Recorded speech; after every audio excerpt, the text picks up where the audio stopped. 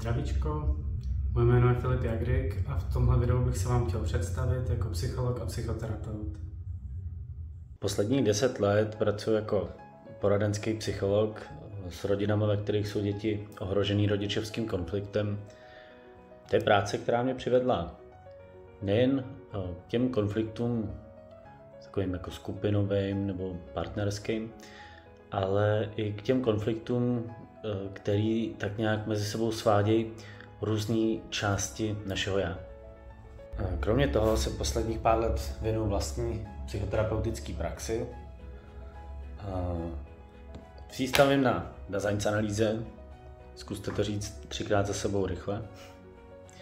To je přístup, který vychází z fenomenologie a z existenciální filozofie. A pro mě je jeho ctností taková jako poctivost a pokora. Nepředpokládá, co nebo jak prožíváte, ale velmi přesně to zkoumá. Trošku jako když se koukáte na něco poprvé.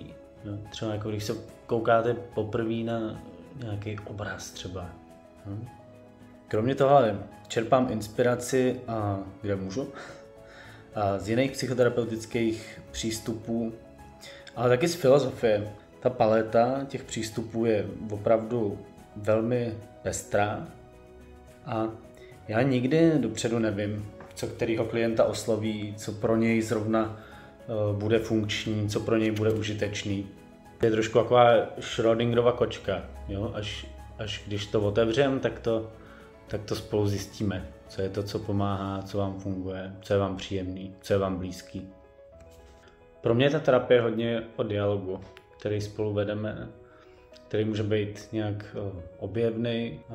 V jehož rámci já nějak taky vám jako nabízím svoje nějaký postřehy a názory, ale stejně tak jako jsem nějak připravený tady to s váma sdílet, tak jsem taky připravený to upozadit, pokud vidíme, že to nesedí tomu vašemu prožívání.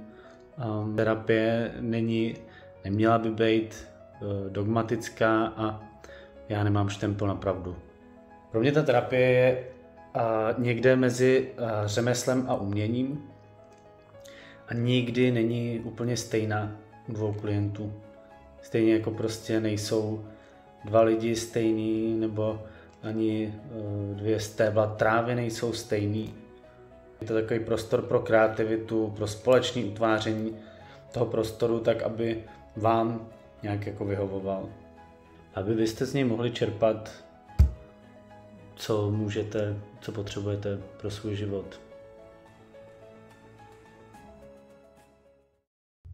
To je všecko. Jestli vás to zaujalo, můžete se mi ozvat a třeba někde na viděnou.